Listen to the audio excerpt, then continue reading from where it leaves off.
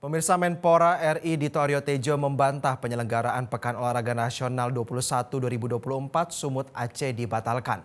Hal itu disampaikannya usai menggelar rapat persiapan penyelenggaraan PON ke-21 bersama pemerintah Provinsi Sumatera Utara.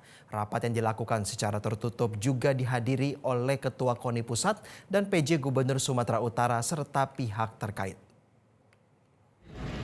Menpora mengatakan telah memastikan sumber daya manusia di Sumut siap secara materi dan nantinya Kementerian Pemuda dan Olahraga juga akan berikan dukungan sumber daya manusia dari pusat. Terkait penundaan, Dito jelaskan tidak akan terjadi karena sudah disiapkan secara matang, apalagi event ini kategori bersejarah karena PON ke-21 tahun 2024 dilaksanakan di dua provinsi secara bersamaan, yakni Aceh dan Sumut.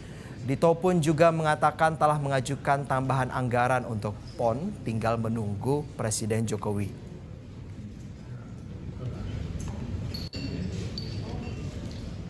Memastikan SDM lokal yang dari Sumut ini siap secara materi, secara knowledge, dan juga nanti kan kita akan memberikan dukungan juga SDM dari pusat.